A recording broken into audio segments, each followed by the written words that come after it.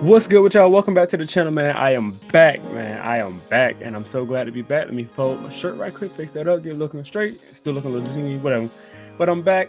Been going for about 3 weeks, almost a month. Had to take a little break from this YouTube thing, man. As y'all know, I was going consistently uploading all the time, and your boy just need a break. I appreciate everybody who kept subscribing to the channel while I was gone and watching my shorts and videos and all that good stuff. I appreciate the support. But today's video, I pretty much wanted to talk about how much WWE is cooking right now with all the different stories and segments and kind of interconnecting stories between each other.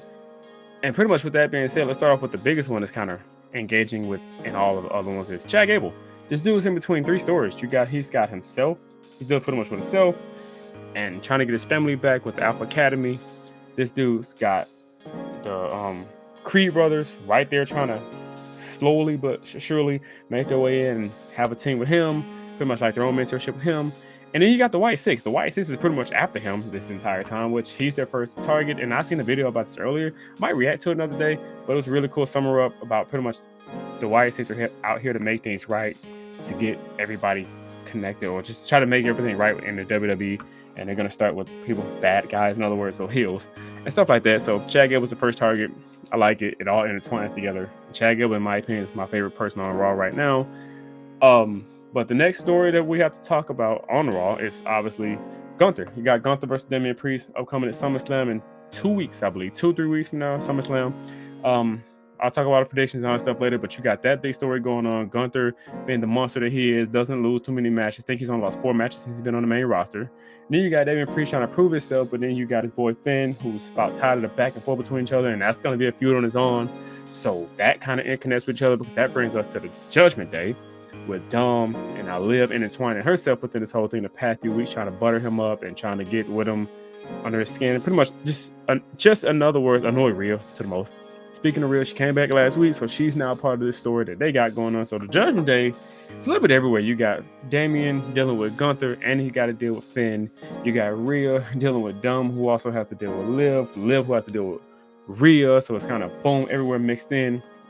And it's good storytelling, man. Everything's cooking, everything's fired up, everybody's moving on a consistent basis. And then you kind of got the mid card. Then you got Sammy and Bronson. Not Bronson, you got Sammy and Braun Breaker. And I love Braun Breaker, man. The dude's absolutely jacked. The dude's absolute stud. He's great. He's solid on the mic. He's great in the ring. And he can tell a story. Sammy's the best of the best when it comes to telling a story. The dude's phenomenal. I'm sorry. Sammy is great. I thought he would have lost at the last pay-per-view. Silly me, Money in the Bank. I thought he was losing, but he didn't. And I guess it's a good thing, because Braun Breaker didn't need to win already. So that's a great storytelling on its own. I'm assuming Braun's going to take it at SummerSlam, though, which is fine. Not really mad at that. I like Braun, so eventually he was going to take it off his hands. So like I said, there's so many good stories, and that's just Raw alone. NXT has great stories. I don't know if the Michin and Jada Parker thing is still going on, but you got Trick Williams and his NXT title. I think he still has it. Title run. I haven't been keeping up with NXT for the past week or two, but I'm gonna get back on that. But he's still the champion as far as I know. Kalani's still the NXT Women's Champion. And it's just all perfectly intertwined together. And then on SmackDown, you got Bayley, who has to deal with Nia Jax at SummerSlam, and you got to worry about Tiffany Stratton, who just won Miss Money in the Bank, by the way. Good move. On her back the whole time. And then you got the big one with Cody Rhodes and dealing with the bloodline again, still after all this time. But we're just buying our time so Roman comes back. But like I said, man, WWE's cooking on so many different levels right now, and it's just beautiful. As a wrestling fan who been watching since I was a kid, I sat through the ruthless aggression era, the great era, my favorite era of all time. Then I sat through the beginning stage of the PG era, was decent, and then the middle 2010s was just garbage, to the late end 2010s just awful, up until now, to what, 2023 last year, 2022, when Triple H first took over. Vince came back, messed it up, and then Triple H officially took over last year. So we're cooking, man. Triple H has got story after story after story, and I absolutely love it. And WWE's in the best spot it's ever been in, with all these great champions. I mean, Cody, Bayley, who I think is a little bit underwhelming right now on her championship run, but that can always be fixed with a good feud. Nia Jax, I'm really impressed with her work. If you know me, you know I've never been the biggest fan of her, but I'm really impressed with her work. So kudos to Nia Jax. The women's division is not stacked. It's kind of decent for what it is, but it's still cooking.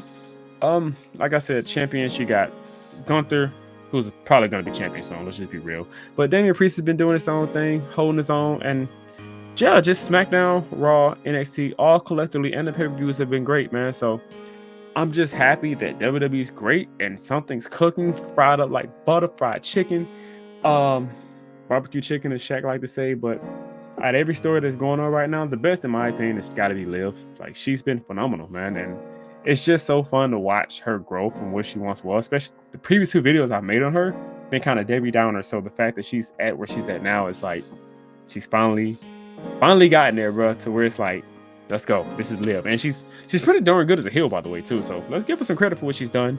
Like I said, Cody in the bloodline never gets old. Just waiting on Roman to come back. When he comes back, the pop is gonna be ginormous.